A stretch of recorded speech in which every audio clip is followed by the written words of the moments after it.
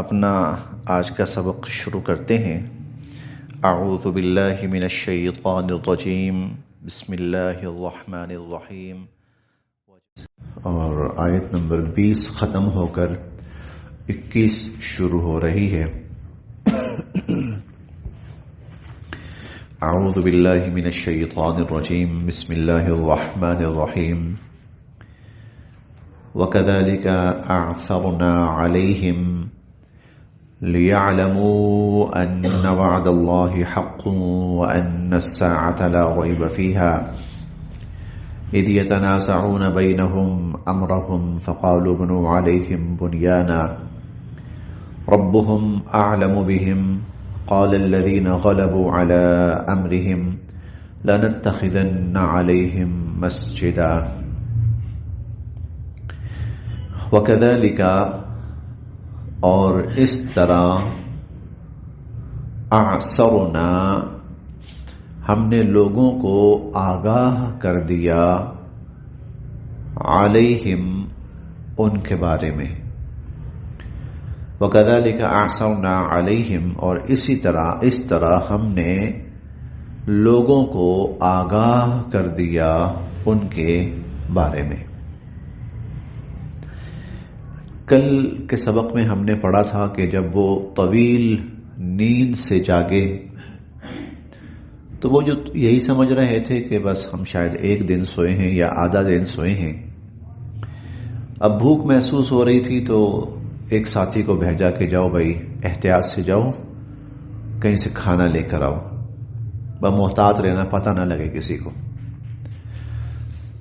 اب وہ شخص جب باہر گیا ہے تو جو یہاں اس آیات کے آثار بتا رہے ہیں وہ یہ کہ وہاں باہر ایک عجیب و غریب دنیا تھی، جو جب یہ سوئے تھے اس وقت کچھ اور دنیا تھی اور جب یہ اٹھے ہیں تو کوئی اور دنیا ہے۔ لوگوں نے اس شخص کو دیکھا، عجیب حلیہ، عجیب لباس، عجیب زبان، عجیب کرنسی، یہ کیا چیز ہے؟ یہ شخص پکڑا گیا۔ ایسے میں بسا اوقات ذہنوں میں یہ بھی خیال آتا ہے کسی قوم کا جاسوس ہو، ہمارے یہاں کوئی جاسوسی یا کسی غلط نیت سے آیا ہے۔ یہ شخص لوگوں کے ہتھے چڑھ گیا، لوگ اس کے پیچھے پڑ گئے۔ آخر کرتے کرتے کرتے کرتے کرتے اس نے کہا میرے باقی ساتھی وہ غار میں ہیں۔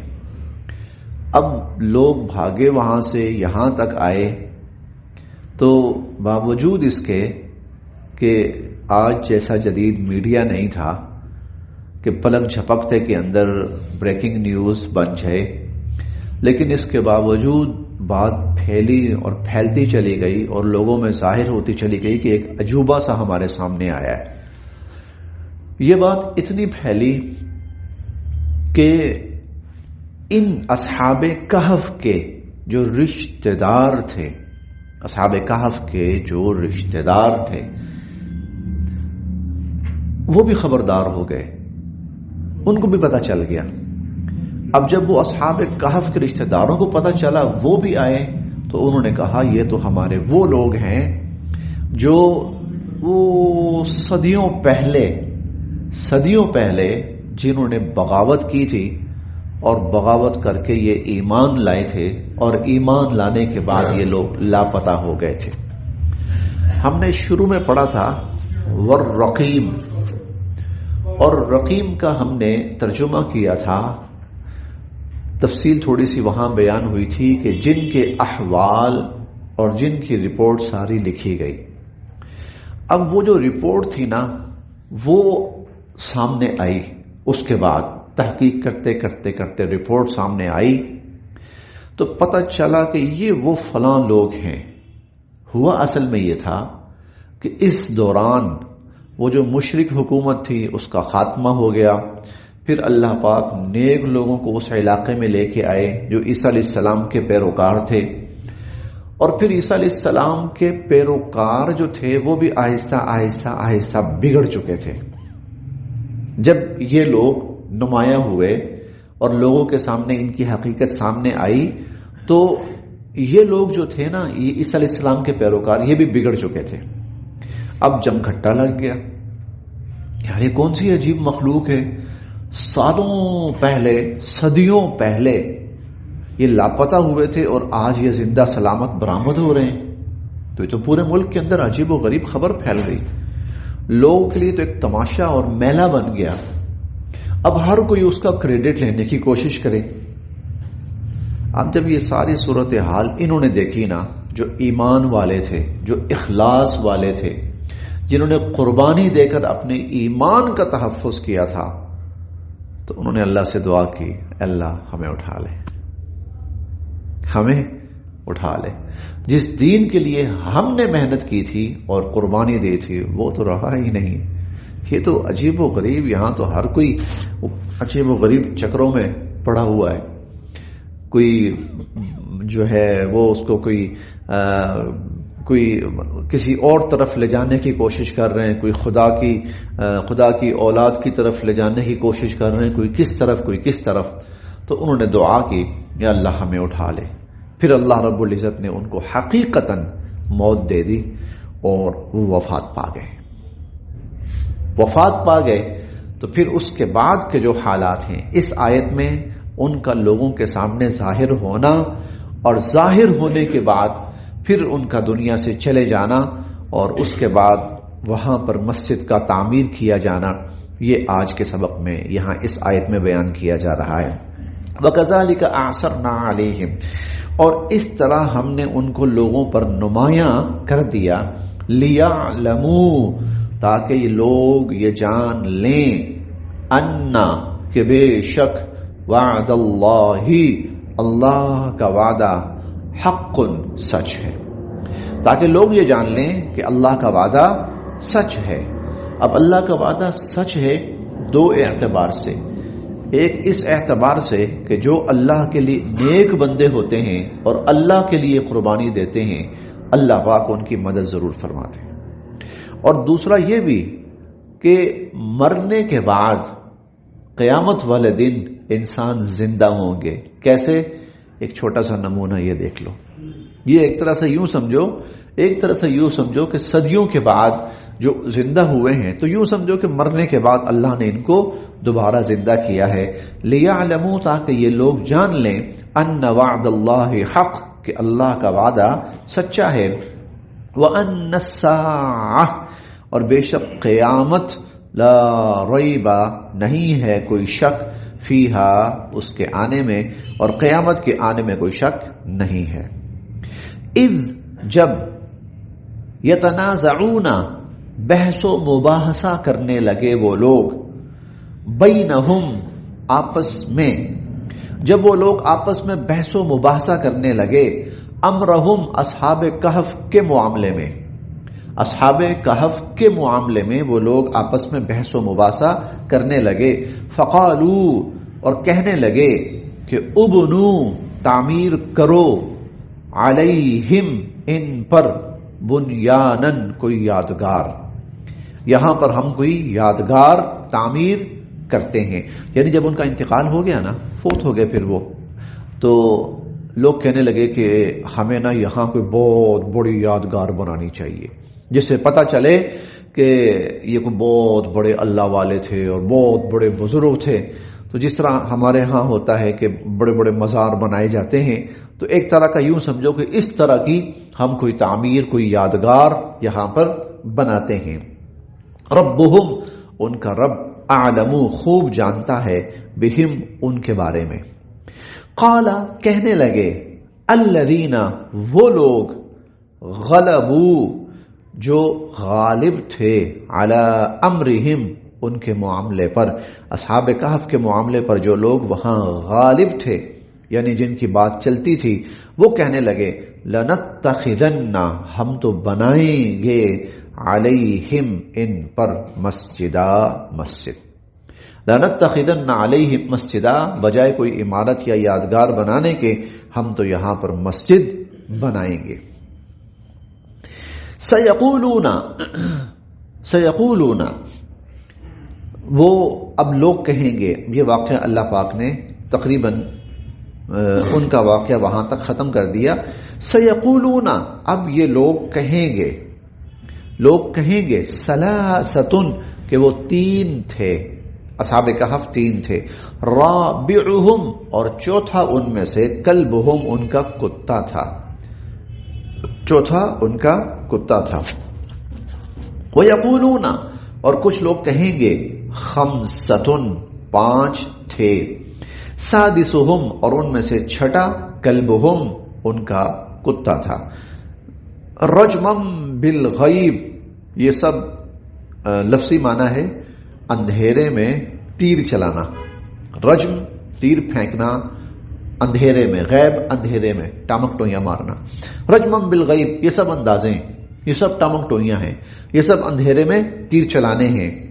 وَيَقُولُونَ، اور لوگ کہیں گے سبعۃ، کہ وہ 7 تھے، وَثَامِنُهُمْ، اور ان میں سے 8واں کلبہم، ان کا کتا تھا. کچھ لوگ یہ بھی کہیں گے. قل، آپ فرمائیے، ربی، میرا رب، اعلم، خوب جانتا ہے، بعدتہم، ان کی تعداد کو. آپ کہیے کہ میرا رب ان کی تعداد کو خوب جانتا ہے. ما یعلمہم، اور نہیں جانتے ان کی تعداد کو، الا قلیل، مگر بہت تھوڑے لوگ، بہت کم لوگ ایسے ہیں جو ان کی تعداد کو جانتے ہیں. قرآن کا جو ظاہر یہ بتا رہا ہے، یہ جو ظاہراً یہاں پر 3 اللہ تعالیٰ نے عدد بتلائے ہیں. 3 تھے، چوتھا کتا تھا. 5 تھے، چھٹا کتا تھا. یہ دونوں ذکر کر کے فرمایا کہ یہ سب اندھیرے میں ٹامک ٹوئیاں مارنا ہے. پھر اس کے بعد فرمایا کہ وہ 7 تھے، 8واں کتا تھا. اس کے ساتھ کوئی ایسا لفظ نہیں بولا کہ جس سے نفی ہوتی ہو کہ یہ غلط ہے، لیکن پہلے جو 2 تھے نفی کر دی کہ یہ سب اندھیرے میں ٹامک ٹوئیاں مار رہے ہیں. لیکن اس کے ساتھ کوئی ایسا، اس لیے امکان، غالب امکان یہ ہے کہ ان کی تعداد 7 ہو. غالب امکان یہ ہے کہ ان کی تعداد 7 ہو، لیکن اللہ نے اس کو بھی کنفرم نہیں کیا کہ 7 ہی تھے. 7 ہی تھے، کنفرم نہیں کیا. اصل میں قرآن کریم جو ہے وہ غیر ضروری باتوں پہ اتنا فوکس نہیں کرتا. بھائی وہ 4 تھے، 5 تھے، 6 تھے، 7 سے 8 سے 10 تھے، جتنے بھی تھے، اصل بات ان کا کام دیکھو، کمال دیکھو، کارنامہ دیکھو. ان کی تعداد کے اوپر بحثیں نہ کرو، اس کے اوپر کتابیں نہ لکھو، اس پہ مناظرے نہ کرو. نہیں، اصل چیز کیا ہے؟ ان کا ایمان دیکھو، ان کا اخلاص دیکھو، ان کا ایثار دیکھو، ان کی قربانی دیکھو، اللہ کے دین کے لیے ان کا جذبہ دیکھو. دیکھنے کی چیز یہ ہے. اس لیے جو غیر ضروری چیز ہے، جس پہ لوگ الجھتے ہیں، بہت زیادہ اپنا ٹائم ویسٹ کرتے ہیں، اپنی صلاحیتیں ضائع کرتے ہیں، قرآن کریم نے اس کو مبہم رکھ دیا. قل ربی اعلم بعدتہم، آپ کہیے کہ میرا رب ان کی تعداد کو خوب جانتا ہے. ما یعلمہم الا قلیل، بہت تھوڑے لوگ ایسے ہیں جو ان کی تعداد کو جانتے ہوں گے. فلا، پس نہ تمہاری آپ بحث و مباحثہ کیجئے گا، فیہم، ان لوگوں کی تعداد کے بارے میں. اگر کفار آپ سے بحث کریں نا تعداد کے بارے میں، فلا تمہاری فیہم، آپ ان سے بحث نہ کیجئے گا، الا مراء ظاہرا، سوائے سرسری سی کسی بات کے، سوائے سرسری سی کسی بات کے آپ قطعاً اس بحث میں نہ پڑھیے گا، اور ہم نے بھی نہیں پڑھنا. اس کا مطلب ہی یہی ہے کہ اس بحث میں نہیں پڑھنا. ہمارے ہاں اصحاب کہف کے کتے کا رنگ، اس پر بڑی بحثیں ہوتی ہیں. ہاں، فلا تمہاری فیہم الا مراء ظاہرا، سرسری سی بات کے سوا قطعاً اس میں بحث میں نہیں پڑنا. ولا تستفتی، اور نہ پوچھئے گا آپ، اور نہ پوچھئے گا آپ، فیہم، ان اصحاب کہف کے بارے میں، منہم، ان لوگوں میں سے، احدا، کسی سے بھی. اور ان اصحاب کہف کے بارے میں آپ ان میں سے کسی سے کوئی بات نہ پوچھئے گا، کیونکہ جو ضروری بات تھی بتا دی گئی آپ کو. اب اس کے بعد مبالغے ہیں، افسانے ہیں، اس کی کوئی حقیقت نہیں. وَلَا تَقُولَنَّ، اور آپ نہ کہیے گا، لِشَيْءٍ، کسی بھی چیز کے لیے، اور آپ نہ کہیے گا کسی بھی چیز کے لیے کہ انی بے شک میں فاعل کروں گا ذالک یہ غدا کل. آپ کسی چیز کے بارے میں یہ نہ کہیے گا کہ یہ میں کل کروں گا، الا مگر ان یشاء اللہ یہ کہ اللہ چاہے، مگر یہ کہ اللہ چاہے. کفار نے جب حضور علیہ الصلوۃ والسلام سے یہ کہا کہ وہ اصحاب کہف کا اور ذوالقرنین کا واقعہ کیا تھا، تو آپ نے کہہ دیا کہ میں کل بتاؤں گا. انشاءاللہ نہیں کہا، کب کل بتاؤں گا. آپ کے ذہن میں یہی تھا کہ اللہ پاک اس کے بارے میں یقیناً وحی نازل فرما دیں گے. انشاءاللہ نہیں کہا تو اس پر اللہ رب العزت کی طرف سے 15 دن وحی نہیں آئی. آپ پریشان کہ کہیں میں ان کے سامنے جھوٹا نہ پڑ جاؤں، کہ آپ تو کہتے تھے بتا دوں گا. پھر 15 دن کے بعد وحی آئی اور یہ سارا واقعہ بیان ہوا، تو اس میں ساتھ یہ بھی ہدایت کی گئی کہ جب بھی کوئی بات کہیں تو یہ نہ کہیے گا کہ میں کروں گا، کہ انشاءاللہ ایسا ہوگا یا میں انشاءاللہ کروں گا. اگر اللہ نے چاہا تو ایک مومن کے لیے، ایک مسلمان کے لیے ہدایت یہ ہے کہ اپنے مستقبل کے کسی بھی ارادے کو وہ اللہ کی مشیت کے ساتھ ظاہر کرے کہ میں انشاءاللہ ایسا کروں گا، انشاءاللہ ہم ایسا کریں گے، انشاءاللہ ہمارا یہ ارادہ ہے، ہم اس پہ عمل کریں گے. تو اس میں پھر اللہ کی مدد شامل ہو جاتی ہے. وَلَا تَقُولَنَّ لِشَيْءٍ اور نہ کہیے گا کسی بھی چیز کے لیے کہ انی فاعل ذَلِكَ غدا کہ میں کل ایسا کروں گا، الا مگر یہ کہ انشاءاللہ. وَاذْكُرْ اور یاد کیجئے ربک اپنے رب کو، وَاذْكُرْ ربک اور اپنے رب کو یاد کیجئے اذا نسیت جب آپ بھول جائیں.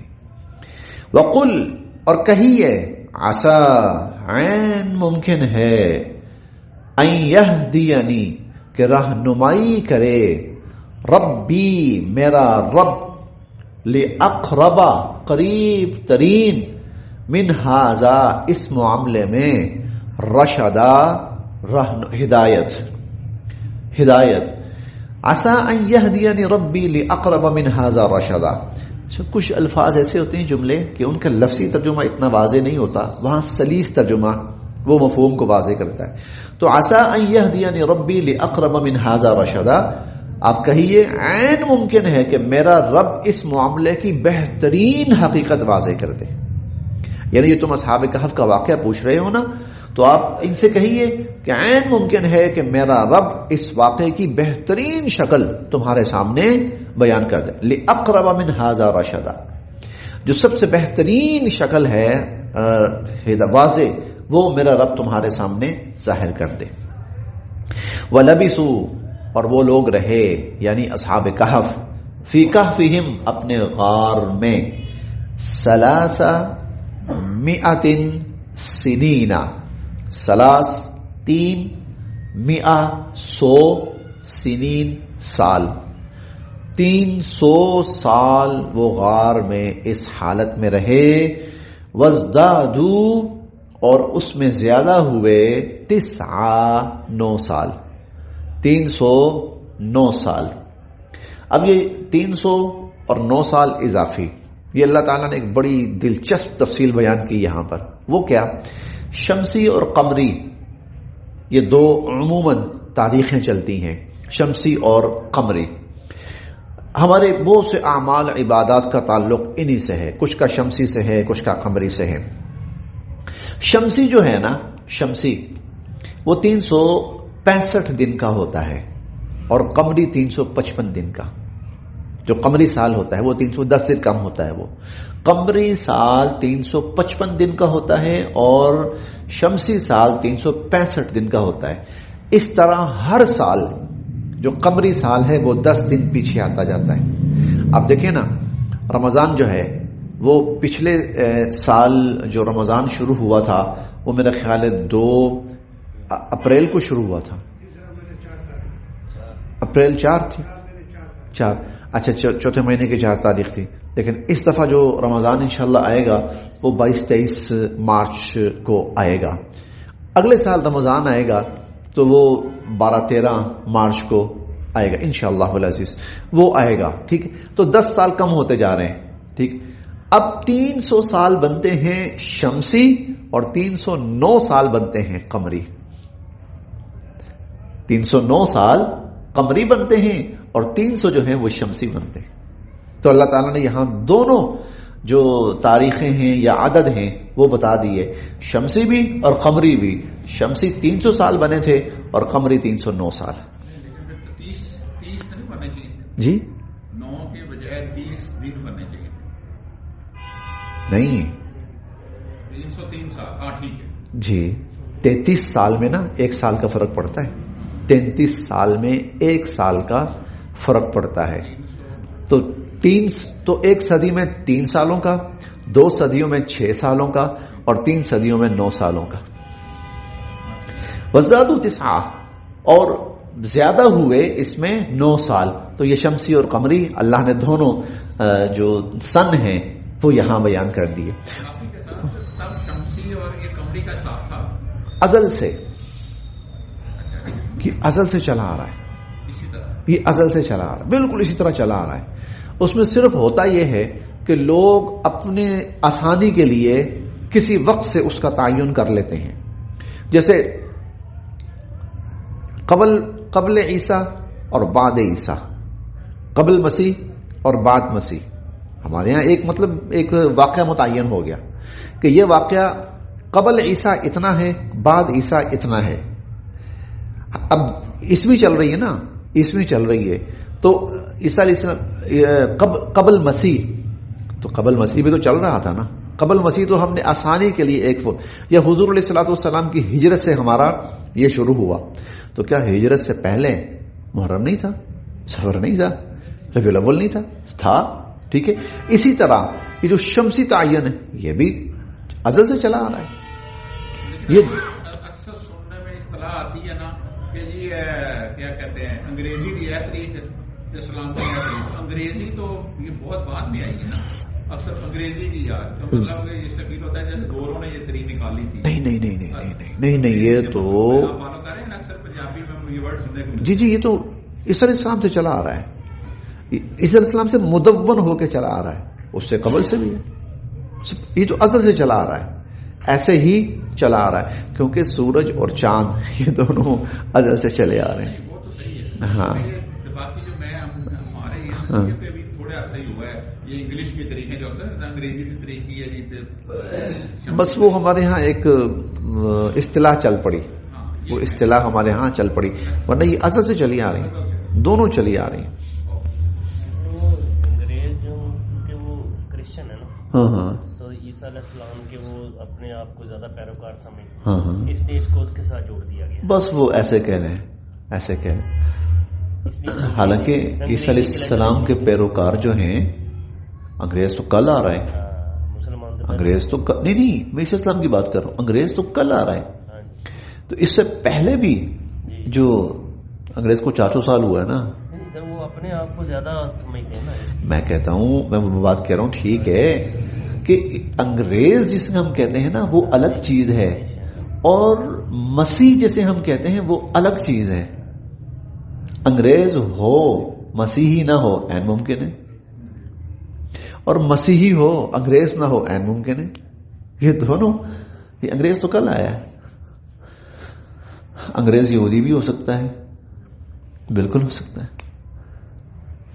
چھوٹا سا ایک اور یہ تھا کہ یہاں یہ شاہ آیا ہے نا، انشاءاللہ تو جی شاہ آتا ہے، تو یہ یہاں پہ یا کا تھوڑا میننگ میں فرق نہیں، وہ لفظ تقریباً وہی ہے، تو جملہ جو ہے نا یہ کہ اللہ چاہیں گے، تو ہمیں اس کے لیے کیا لفظ استعمال کرنا چاہیے؟ ہمیں کہنا چاہیے انشاءاللہ۔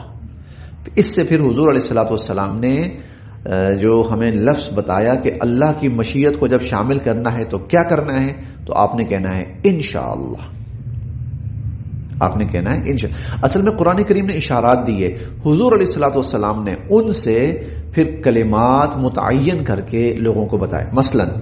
مثال کے طور پر قرآن کریم میں آتا ہے سبح اسم ربک الاعلی، اپنے اس رب کی پاکی بیان کرو جو برتر ہے، تو حضور علیہ الصلوۃ والسلام نے فرمایا جب سجدے میں جاؤ تو کہو سبحان ربی الاعلی.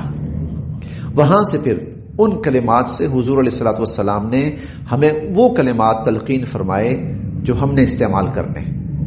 اللہ نے تصور دیا، حکم دیا، ٹھیک ہے، فسبح باسم ربک العظیم، یہ قرآن کریم کے الفاظ ہیں، اپنے عظیم رب کی پاکی بیان کرو.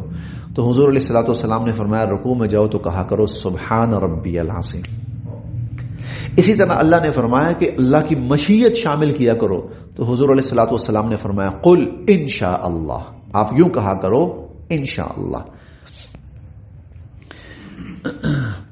وَلَبِثُوا، اور وہ لوگ رہے فِي كَهْفِهِمْ اپنے غار میں 300 سنین 300 سال، وَازْدَادُوا 9 اور 9 سال اس پر اور زیادہ ہوئے. قل، آپ فرمائیے اللہ اعلم، اللہ خوب جانتے ہیں، بما لبثوا، جتنا بھی وہ رہے. لہو، یہ اس لیے کہا حتمی علم اللہ کے پاس ہے. ہو سکتا ہے کوئی لوگ کہیں جی 50 سال رہیں، ہو سکتا ہے کوئی لوگ کہیں جی 1000 سال رہیں. نہیں، اللہ اعلم بما لبثوا، اللہ خوب جانتے ہیں کہ وہ کتنا عرصہ رہے ہیں. لہو، کیونکہ اسی اللہ کے پاس ہے غیب السماوات والارض، آسمانوں اور زمینوں کے غیب کا علم، وہ اسی اللہ کے پاس ہے. اب صر بھی، کیا خوب دیکھنے والا ہے اللہ، واسمع، کیا خوب سننے والا ہے اللہ، کیا خوب دیکھنے والے ہیں اور کیا خوب سننے والے ہیں. تو ان کو دیکھ بھی رہے ہیں اور تمہیں بتا بھی رہے ہیں کہ جب وہ اپنے غار میں ہیں دھوپ ان تک نہیں پہنچ رہی، کرنیں ان تک نہیں پہنچ رہی، اور کوئی آتا ہے تو وہاں سے وہ دہشت زدہ ہو کر بھاگ جاتا ہے، کوئی ان کو دیکھ نہیں پاتا. تو دیکھ بھی رہے ہیں اور سن بھی رہے ہیں، بلکہ ان کی سن بھی رہے ہیں. وہ جو آپس میں باتیں کر رہے ہیں نا، ہاں بھائی کتنی دیر سوئے رہے ہو، اب کیا کریں، چلو بھائی غار کی طرف جاؤ، اب جاؤ یار کسی سے کہو کھانا لے کر آئے. تو کیا خوب وہ دیکھنے والا ہے اور کیا خوب وہ سننے والا ہے.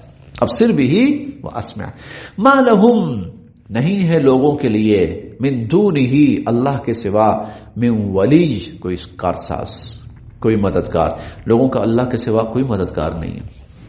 ولا یشرکو، اور وہ نہیں شریک کرتا، فی حکمہ، اپنے حکم میں، اپنے احکام میں، اپنی حکومت میں، احدا، کسی کو، وہ اپنے اقتدار میں کسی کو شریک نہیں کرتا. اور اسی سے ملتا جلتا ہم نے لفظ پڑھا تھا 12ویں پارے میں حضرت یوسف علیہ السلام کے واقعے میں، ان الحکم الا للہ، حاکم وہ ہے، حاکم وہ ہے، اور وہ اپنی حاکمیت میں کسی کو شریک نہیں کرتا. بس یہاں تک.